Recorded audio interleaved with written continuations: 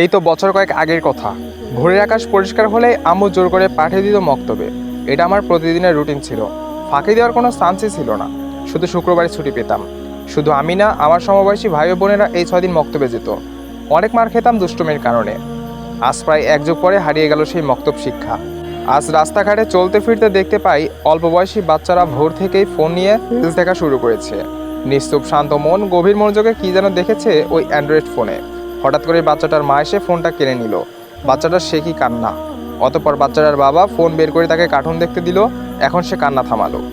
অবাক দৃষ্টিতে আমি বাচ্চাটার দিকে তাকিয়ে রইলাম। ভাবতে লাগলাম নিজের শৈশবের কথা। আমাদের মা বাহিরে থেকে আমাদের ধরে নিয়ে আসতো, নিয়ে এসে আমাদের ঘরে আটকে রাখতো। আর আজকাল ছেলেমেয়েরা বাহিরের জগৎ চিনে না।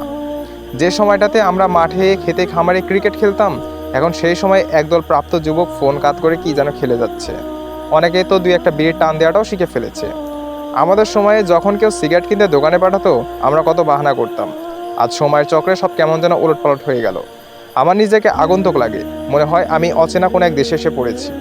ভাবতে অবাক লাগে এই প্রজন্ম কিভাবে খালিদ বিন ওয়ালিদকে চিনবে, কিভাবে চিনবে শেরে খোদাকে, ফারুক আজমকে। এই প্রজন্ম তো আসক্ত হয়ে গিয়েছে ফোন নামক এক বস্তুর কাছে। সেখানে নিজেকে পুরোপুরি সঁপে দিয়েছে। এদের দ্বারা আজ আশা করাটা বোকামি যে এরা এক একদিন ইসলামের সৈনিক হবে। এরা তো নিজেদের ভবিষ্যৎটাও পর্যন্ত ঠিক করে ফেলেছে। কেউ হবে টিকটকার, যে পুরো বিশ্বের সামনে কোমর দুলিয়ে নেচে নেচে নির্লজ্জের মতো নিজেকে প্রদর্শন করবে। ছেলেরা কম কিসে। সেদিন এক ভিডিওতে দেখলাম একটা ছেলে মেয়েদের মতো করে ভুলু প্লাক করেছে, মেয়েদের মতো করে সাজগোজ করে মেকআপ করেছে। এসব করে তারা নিজেদের আকর্ষণীয় ভাবছে। আজকাল গায়রোধীন পুরুষদের সংখ্যা বেড়ে চলেছে। নিজের স্ত্রীকে বেগানাভাবে সাজিয়ে শত শত কামুক পুরুষের মনের চাহিদা মেটাচ্ছে। কিভাবে মুসলিম হিসেবে নিজের স্ত্রীকে বিপদে রাখতে পারে। সুন্দরীর প্রতিযোগিতায় স্ত্রীকে সম্পূর্ণ ছেড়ে দিয়েছে, যেখানে বিচারক হিসাবে বসে আছে একদল হিংস্র কামুক পুরুষ, যারা চোখের চাহনিতে মেয়েদের সম্পূর্ণ শরীর এক্সরে করে ফেলছে। কথা শুনতে খারাপ লাগতে পারে, কিছু করার নেই। বাস্তবতাই এমন। যে ব্যক্তির গায়রত নেই সে দায়রুস, আর দায়ুস ব্যক্তি কখনো জান্নাতের ঘ্রাণও পাবে না। আমার ভাবতে খুব অবাক লাগে এই প্রজন্মকে নিয়ে। কিভাবে প্রস্তুতি নিয়ে যোগ দিবে খোরসান থেকে আসা সেই কালো পতাকাবাহী মিছিলে, কিভাবে যুদ্ধ করবে ইহুদিদের বিরুদ্ধে, ইসলামকে কিভাবে কায়েম করবে, কিভাবে নিজেকে ইসলামের সৈনিক বলে পরিচয় দিবে। উত্তর আমি প্রতিনিয়ত খুঁজে চলেছি।